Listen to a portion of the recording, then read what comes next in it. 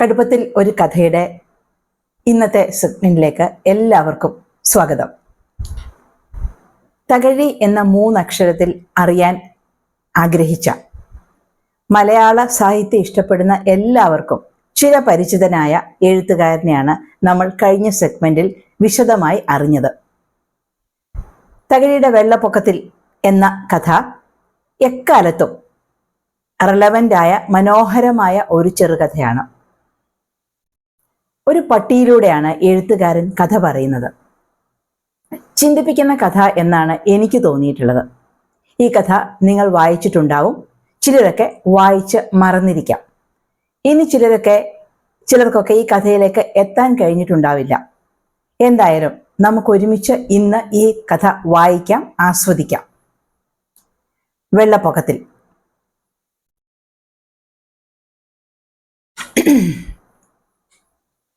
നാട്ടിലെ പൊക്കം കൂടിയ സ്ഥലം ക്ഷേത്രമാണ്. അവിടെ ദേവൻ കഴുത്തറ്റം വെള്ളത്തിൽ നിൽക്കുന്നു. വെള്ളം, സർവത്ര ജലം. നാട്ടുകാരെല്ലാം കര തേടിപ്പോയി. വീട്ടുകാവലിന് ഒരാൾ. വീട്ടിൽ വള്ളമുണ്ടെങ്കിൽ ഉണ്ട്. ക്ഷേത്രത്തിലെ 3 മുറിയുള്ള മാളികപ്പുറത്ത് 67 കുട്ടികളുണ്ട്. 356 ആളുകൾ. പട്ടി, പൂച്ച, ആട്, കോഴി മുതലായ വളർത്തു മൃഗങ്ങളും എല്ലാം ഐക്യമത്യമായി കഴിയുന്നു. ഒരു ശണ്ഠയുമില്ല. ചേന്നപ്പറയൻ ഒരു രാത്രിയും ഒരു പകലുമായി വെള്ളത്തിൽ തന്നെ നിൽക്കുന്നു. അവന് വള്ളമില്ല. അവന്റെ തമ്പുരാൻ 3 പ്രാണനും കൊണ്ട് കര പറ്റിയിട്ട്. ആദ്യം പുരയ്ക്കകത്തേക്ക് വെള്ളമെത്തി നോക്കി തുടങ്ങിയപ്പോഴേ മടലും കമ്പും കൊണ്ട് തട്ടും പരനും കെട്ടിയിരുന്നു. വെള്ളം പെട്ടെന്നിറങ്ങുമെന്ന് കരുതി 2 ദിവസം അതിൽ കുത്തിയിരുന്നു. അവിടെ നിന്നും പോയാൽ അവയെല്ലാം ആണുങ്ങൾ കൊണ്ടുപോകുകയും ചെയ്യും. ഇപ്പോൾ തട്ടിന്റെയും പരണിന്റെയും മുകളിൽ മുട്ടറ്റം വെള്ളമുണ്ട്. മേൽക്കൂരയുടെ 2 വരി ഓല വെള്ളത്തിനടിയിലാണ്. അകത്ത് കിടന്ന് ചേന്നൻ വിളിച്ചു. ആര് വിളി കേൾക്കും? അടുത്ത് ആരുണ്ട്? ഗർഭിണിയായ ഒരു പറച്ചി, 4 കുട്ടികൾ, ഒരു പൂച്ച, ഒരു പട്ടി. ഇത്രയും ജീവികൾ അവനെ ആശ്രയിച്ചുണ്ട്. പുരയ്ക്ക് മുകളിൽ കൂടി വെള്ളമൊഴുകാൻ 30 നാഴിക വേണ്ടെന്നും തന്റെയും കുടുംബത്തിന്റെയും അവസാനം അടുത്തുവെന്നും അവൻ തീർച്ചപ്പെടുത്തി. ഭയങ്കരമായ മഴ തോർന്നിട്ട് 3 ദിവസമായി. കൂരയുടെ ഓല പൊളിച്ച് ചേന്നൻ ഒരു കണക്കിൽ പുറത്തിറങ്ങി 4 ചുറ്റിനും നോക്കി. വടക്ക് ഒരു കെട്ടുവള്ളം പോകുന്നു. അത്യുച്ചത്തിൽ ചേന്നപ്പറയൻ വള്ളക്കാരെ കൂക്കി വിളിച്ചു. വള്ളക്കാർക്ക് ഭാഗ്യം കൊണ്ട് കാര്യം മനസ്സിലായി. അവർ വള്ളം കൊട്ടിലിന് നേർക്ക് തിരിച്ചു. കിടാങ്ങളെയും പെണ്ണാളിനെയും പട്ടിയെയും പൂച്ചയെയും പുരയുടെ വാരിക്കിടയിൽ കൂടി ഓരോന്നായി ചേന്നൻ വലിച്ചു വെളിയിലിട്ടു. അപ്പോഴേക്കും വള്ളവും വന്നടുത്തു. കിടാങ്ങൾ വള്ളത്തിൽ കയറിക്കൊണ്ടിരിക്കുകയാണ്. ചെന്നച്ചോ, ഊഹോയ്, പടിഞ്ഞാറ് നിന്ന് ആരോ വിളിക്കുന്നു. ചേന്നൻ തിരിഞ്ഞു നോക്കി. ഇങ്ങ വായോ. അത് മടിയത്തറ കുഞ്ഞേപ്പനാണ്. അവൻ പുരപ്പുറത്തു നിന്ന് വിളിക്കുകയാണ്. ധൃതിപ്പെട്ട് പെണ്ണാളിനെ പിടിച്ച് വള്ളത്തിൽ പിടിച്ച് കയറ്റി. അത്തക്കത്തിന് പൂച്ചയും വള്ളത്തിൽ ചാടിക്കയറി. പട്ടിയുടെ കാര്യം ആരും ഓർത്തില്ല. അത് പുരയുടെ പടിഞ്ഞാറേ ചെരുവിൽ അവിടെയും ഇവിടെയും മണപ്പിച്ച് നടക്കുകയാണ്. വള്ളം നീങ്ങി. അത് അകലെയായി. പട്ടി മുകളെടുപ്പിൽ തിരിച്ചു വന്നു. ചേന്നന്റെ വള്ളം അങ്ങകലെയായി കഴിഞ്ഞു. അത് പറന്നു പോകുന്നു. മരണവേദനയോടെ ആ ജന്തു മോങ്ങി തുടങ്ങി. നിസ്സഹായനായ ഒരു മനുഷ്യന്റെ ശബ്ദത്തോട് സാദൃശ്യമുള്ള ശബ്ദ പരമ്പരകൾ പുറപ്പെടുവിച്ചു. ആരുണ്ടത് കേൾക്കാൻ? പുരയുടെ 4 ചുവരുകളിലും അത് ഓടി നടന്നു. ചിലയിടമെല്ലാം മണപ്പിച്ചു മോങ്ങി. സ്വൈര്യമായി പുരപ്പുറത്തിരുന്ന ഒരു തവള അപ്രതീക്ഷിതമായ ഈ ബഹളം കണ്ടു പേടിച്ച് പട്ടിയുടെ മുമ്പിൽ കൂടി തുടിം എന്നൊരു ചാട്ടം ചാടി. ആ നായ ഭയപ്പെട്ട് ഞെട്ടി പിന്നിലേക്ക് കുതിച്ചു. ജലത്തിനുണ്ടായ ചലനത്തെ കുറെ നേരം തുറിച്ചു നോക്കിക്കൊണ്ട് നിന്നു. ആഹാരം തേടിയാവാം ആ മൃഗം അവിടെയും ഇവിടെയും ഒക്കെ ചെന്ന് ഘ്രാണിക്കുന്നു. ഒരു തവള അവന്റെ നാസാരന്ധ്രത്തിൽ മൂത്രം വിസർജിച്ചിട്ട് വെള്ളത്തിലേക്ക് ചാടിക്കളഞ്ഞു. അസ്വസ്ഥനായ നായ ചീറ്റി, തുമ്മി, തല അറഞ്ഞു ചീറ്റി. മുൻകാലുകളിൽ ഒന്നുകൊണ്ട് മോന്ത തുടച്ചു. ഭയങ്കരമായ പേമാരി വീണ്ടും ആരംഭിച്ചു. കൂനിക്കൂടി കുത്തിയിരുന്ന ആ പട്ടി അത് സഹിച്ചു. അതിന്റെ യജമാനൻ അമ്പലപ്പുഴ പറ്റിക്കഴിഞ്ഞു. രാത്രിയായി. ഒരു ഉഗ്രനായ നക്രം ജലത്തിൽ പകുതി ആണ്ടുകിടക്കുന്ന ആ കുടിലിനെ ഉരസിക്കൊണ്ട് മന്ദം മന്ദം ഒഴുകിപ്പോയി. ഭയാക്രാന്തനായി വാൽ താഴ്ത്തിക്കൊണ്ട് നായ കുരച്ചു. നക്രം യാതൊന്നും അറിയാത്ത ഭാവത്തിൽ അങ്ങ് ഒഴുകിപ്പോയി. മുകളെടുപ്പിൽ കുത്തിയിരുന്ന് ആ ക്ഷുൽപീഡിതനായ മൃഗം കാർമേഘാവൃതമായ അന്ധകാര ഭീകരമായ അന്തരീക്ഷത്തിൽ നോക്കി മോങ്ങി. ആ നായയുടെ ദീനരോദനം അതിദൂര പ്രദേശങ്ങളിലെത്തി.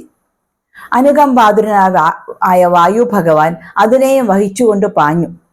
വീട് കാവലേറ്റിട്ടുള്ള ചില ഹൃദയാലുക്കൾ അയ്യോ പുരപ്പുറത്തിരുന്ന് പട്ടി മോങ്ങുന്നു എന്നു പറഞ്ഞു കാണും.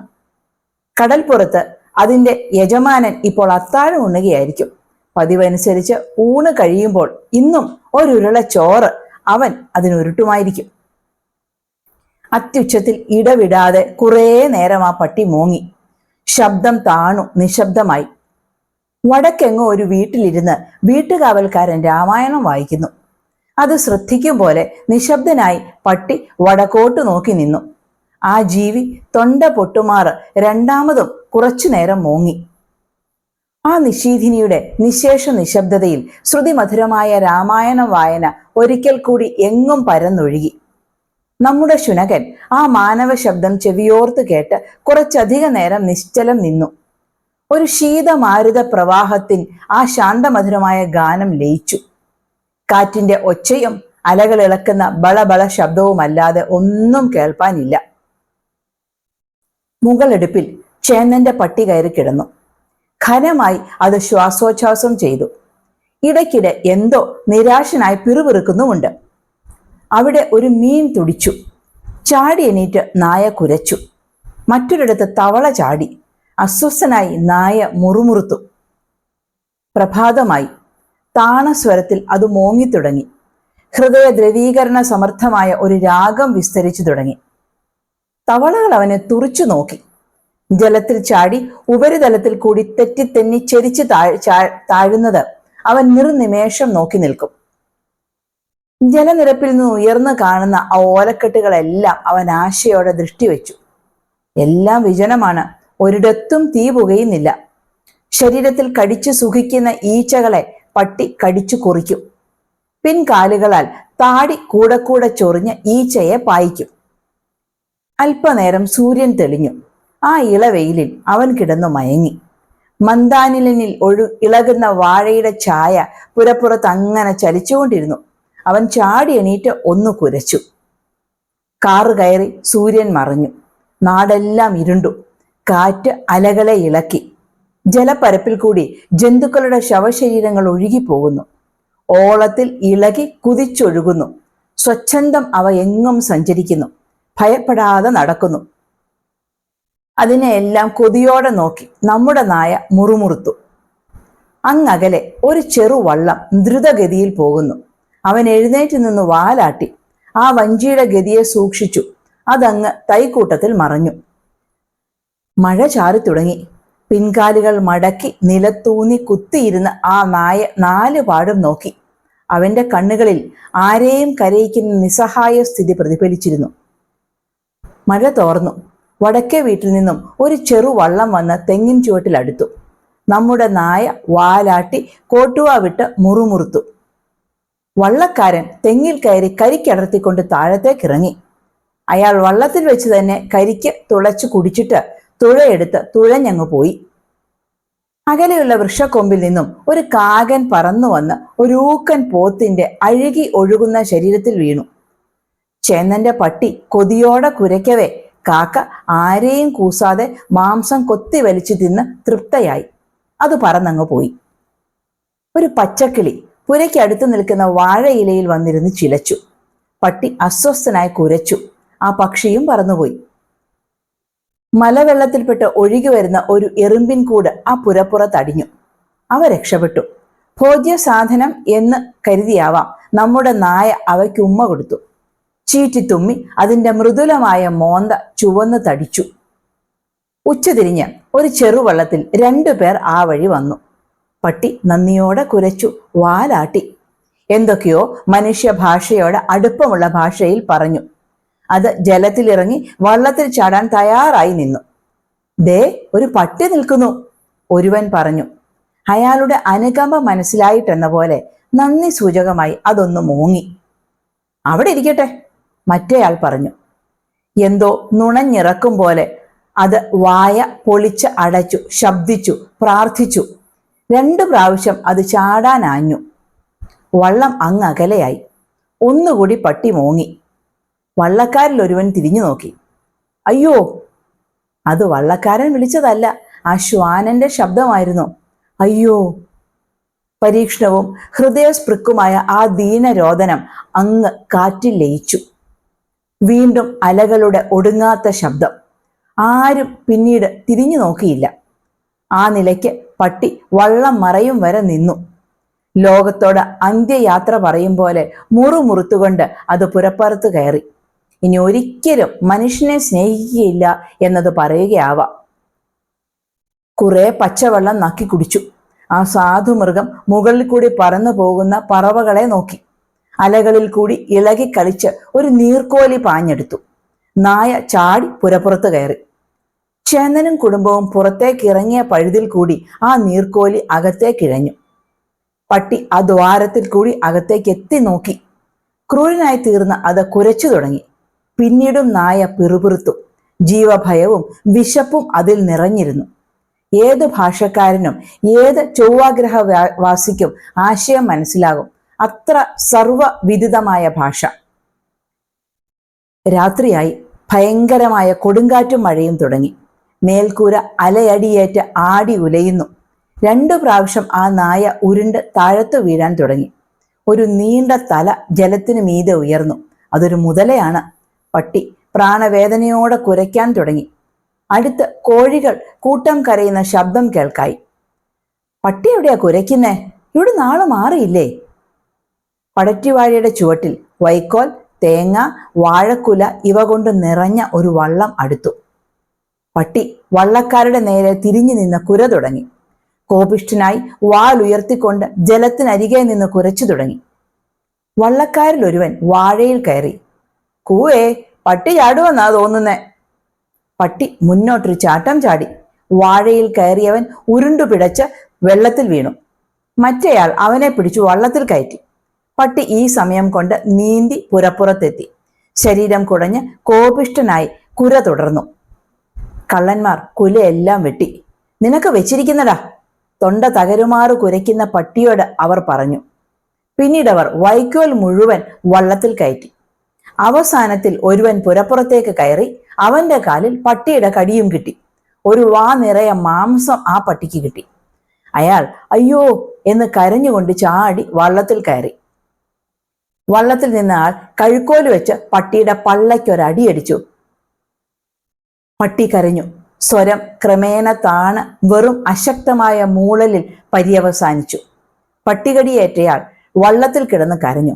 മിണ്ടാതിരിക്കടാ വല്ലോരും എന്ന് മറ്റേയാൾ സമാധാനം പറഞ്ഞു. അവർ അങ്ങ് പോയി.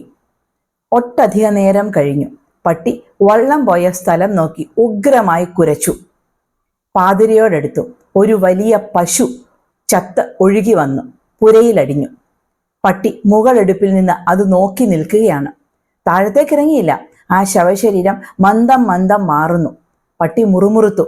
ഓല മാന്തി കീറി വാലാട്ടി പിടികിട്ടാത്ത മട്ടിൽ അല്പം അകലാൻ അത് തുടങ്ങവേ പതുക്കെ പതുക്കെ പട്ടി താഴേക്കിറങ്ങി കടിയിട്ട് വലിച്ചടിപ്പിച്ച് തൃപ്തിയോടെ തിന്നു തുടങ്ങി. കൊടിയ വിശപ്പിന് വേണ്ടുവോളം ആഹാരം. ഠേ ഒരടി. പട്ടിയെ കാണുവാനില്ല. ഒന്ന് കുതിച്ചു താണിട്ട് പശു അങ്ങകന്ന് ഒഴുകിപ്പോയി. അപ്പോൾ മുതൽ കൊടുങ്കാറ്റിന്റെ അലർച്ചയും തവളകളുടെ തുടിപ്പും അലയുടെ ശബ്ദവും അല്ലാതെ ഒന്നും കേൾക്കാനില്ല. അവിടമൊക്കെ നിശബ്ദം. ഹൃദയമുള്ള വീട്ടുകാവൽക്കാരൻ പട്ടിയുടെ നിസ്സഹായ സ്ഥിതി വെളിപ്പെടുന്ന മോങ്ങൽ പിന്നീട് കേട്ടിട്ടില്ല. അഴുകിച്ചീഞ്ഞ ശവശരീരങ്ങൾ ആ ജലനിരപ്പിൽ അവിടവിടെ ഒഴുകിപ്പോയി. കാക്ക ചിലതിലിരുന്ന് കൊത്തി തിന്നുന്നുമുണ്ട്. അതിൻ്റെ സ്വൈര്യതയെ ഒരു ശബ്ദവും ഭഞ്ജിച്ചില്ല. കള്ളന്മാർക്കും അവരുടെ പ്രവൃത്തിക്കും വിഘാതമുണ്ടായില്ല. എല്ലാം ശൂന്യം. അല്പസമയം കഴിഞ്ഞപ്പോൾ ആ കുടിൽ നിലത്തു വീണു. വെള്ളത്തിലാണ്ടു. അനന്തമായ ജലനിരപ്പിൽ ഒന്നും ഉയർന്നു കാണുവാനില്ല. യജമാനന്റെ ഗൃഹത്തെ മരണം വരെ ആ സ്വാമി ഭക്തിയുള്ള മൃഗം കാത്തു. അവൻ പോയി. അവനു വേണ്ടി എന്നോണം ആ കുടിൽ അവനെ മുതല പിടിക്കുന്നതുവരെ ജലത്തിനു മീതെ ഉയർന്നു നിന്നു. അത് താണു, പൂർണ്ണമായും ജലത്തിൽ താണു.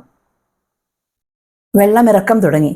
ചേന്നൻ നീന്തി തുടിച്ച് പട്ടിയെ അന്വേഷിച്ച് കൊട്ടിലിലേക്ക് വരികയാണ്. ഒരു തെങ്ങിൻ ചുവട്ടിൽ പട്ടിയുടെ ശവശരീരം അടിഞ്ഞു കിടക്കുന്നു. ഓളങ്ങൾ അതിനെ മെല്ലെ ചലിപ്പിക്കുന്നുണ്ട്. പെരുവിരൽ കൊണ്ട് ചേന്നൻ അതിനെ തിരിച്ചും മറിച്ചും ഇട്ടു നോക്കി. അത് അവന്റെ പട്ടിയാണെന്ന് സംശയം തോന്നി. ഒരു ചെവി മുറിഞ്ഞിരിക്കുന്നു. തൊലി അഴുകിപ്പോയിരുന്നതിനാൽ നിറം എന്തെന്നറിഞ്ഞുകൂടാ.